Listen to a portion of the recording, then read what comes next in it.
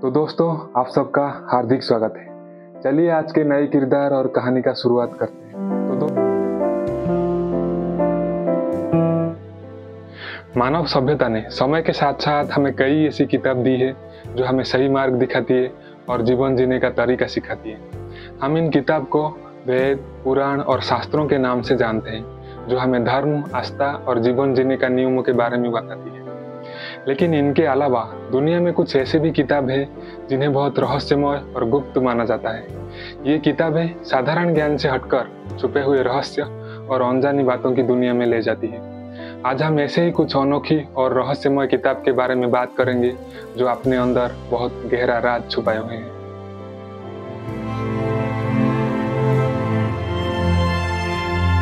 हमारी लिस्ट में सबसे पहले आता है वोयोनिच मैन्युस्क्रिप्ट। 1912 में एक बुक डीलर जिनका नाम है विल्फ्रीड वोयोनिच के हाथ में आया था ये दस्तावेज। उन्होंने इसे इटली के एक जेसुइट कॉलेज से खरीदा था। वोयोनिच ने देखते ही महसूस किया कि ये एक बेहद रहस्यमय दस्तावेज है, क्योंकि इसमें इस्तेमाल की गई भाषा और चित्रों बिल्कुल अज्ञात थे। इस मैन्युस्क्रिप्ट का नाम वोयोनिच के नाम पर रखा गया क्योंकि उन्होंने इसे सबसे पहले सार्वजनिक किया और इसके रहस्यों को उजागर करने की कोशिश की। तब से लेकर आज तक दुनिया भर के शोधकर्ता इस किताब को समझने की कोशिश कर रहे हैं, लेकिन आज भी ये एक अनसुलझी दस्तावेज बना हुआ है। इस मैन्युस्क्रिप्ट का सबसे बड़ी खासियत ये है कि इसमें लिखी गई भाषा अब तक पूरी तरह अज्ञात है, जिसे आज तक कोई भी पढ़ नहीं पाया है। इसे पढ़ने के लिए कई भाषाविद और क्रिप्टोग्राफरों ने कोशिश की, लेकिन इसमें लिखे अक्षर और शब्द किसी भी भाषा या लिपि से मेल नहीं खाते। इसे आज तक वोयोनिच कहा जाता है, लेकिन इसका असली नाम क्या है ये कोई नहीं जानता।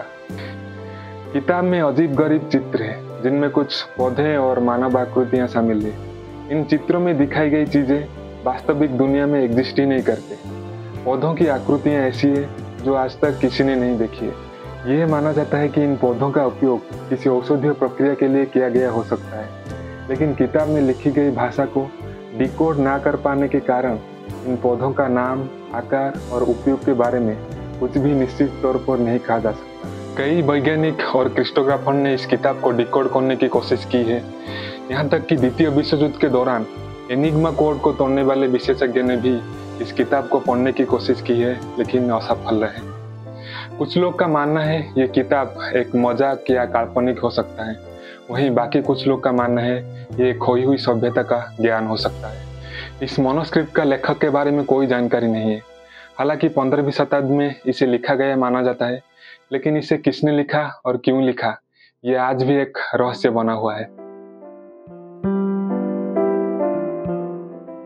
सिबिलाइन किताबें प्राचीन रोम की सबसे रहस्यमय और महत्वपूर्ण भविष्यवाणी ग्रंथों में से एक थी।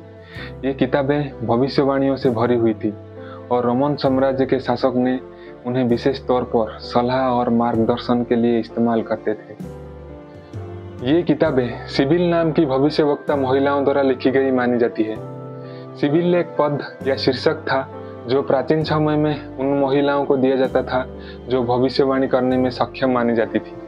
ये महिलाएं ऐसी बातें बता सकती थी जो भविष्य में घटने वाली थी, जैसे नेचुरल डिजास्टर और समाज में आने वाले बदलाव।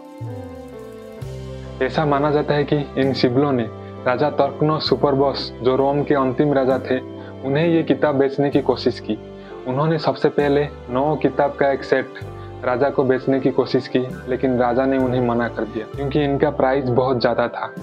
तब इन सिबिलों ने 9 में से 3 किताब को जला दिए और बाकी 6 के लिए फिर से वही कीमत मांगी, लेकिन राजा ने फिर से मना किया तो उन्होंने 3 और किताब जला दी और आखिरकार राजा ने बाकी 3 किताब को खरीद ली, लेकिन अब भी उसी कीमत पर।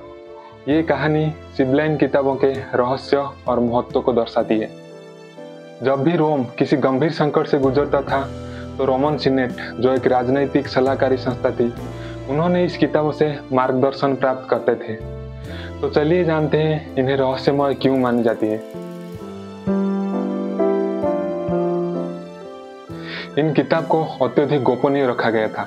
केवल चुनिंदा पुजारियों को ही इन्हें पढ़ने की अनुमति थी। रोम की जनता और शासक वर्गों को इस बारे में कोई जानकारी नहीं होती थी कि इनमें क्या लिखा है और भविष्यवाणी कैसे की जाती है। ये किताबें नेचुरल डिजास्टर, युद्ध और साम्राज्य के पतन जैसे घटनाओं की सटीक भविष्यवाणी करने के लिए मानी जाती थी। ये भी माना जाता है कि इन किताबों में रोम के विनाश की भविष्यवाणी थी, जो बाद में सच साबित हुई जब रोम का पतन हुआ। 5वीं शताब्दी में जब रोम पर आक्रमण हुआ तब इन किताबें आग में जल गई या खो गई। उसके बाद से उनके वास्तविक विद्या और भविष्यवाणियों के कोई निशान नहीं मिला। इन किताबों की खो जाने की घटना भी इन्हें रहस्यमय बनाती है, क्योंकि अब ये किताबें इतिहास का एक खोया हुआ हिस्सा बन गई है।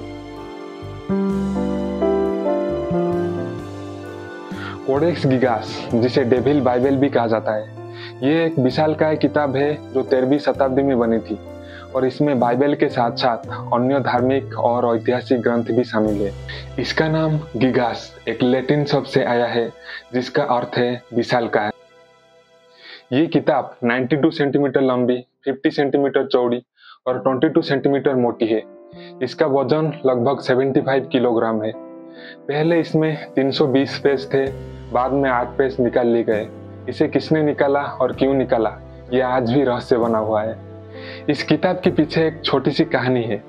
इस कहानी के अनुसार इसकी रचना का श्रेय हरमन द रेक्लूस नामक एक भिक्षु को दिया जाता है, जो चेक गणराज्य के एक मठ में रहता था। माना जाता है कि भिक्षु ने कोई गंभीर अपराध किया था और मठ के नियमों के अनुसार उसे मृत्यु दंड की सजा दी जानी थी, लेकिन उसने अपनी अपराध का प्रायश्चित करने के लिए एक विशेष कार्य करने का प्रस्ताव रखा।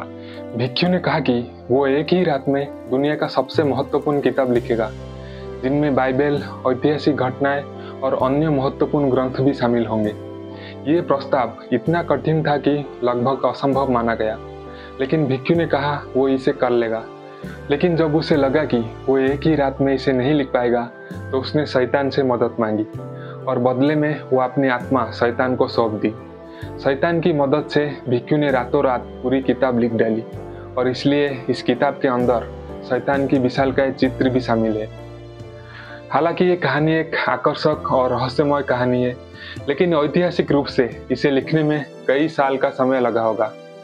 इसे एक ही आदमी द्वारा लिखा गया था, क्योंकि पूरे किताब में लेखन का शैली एक जैसा है।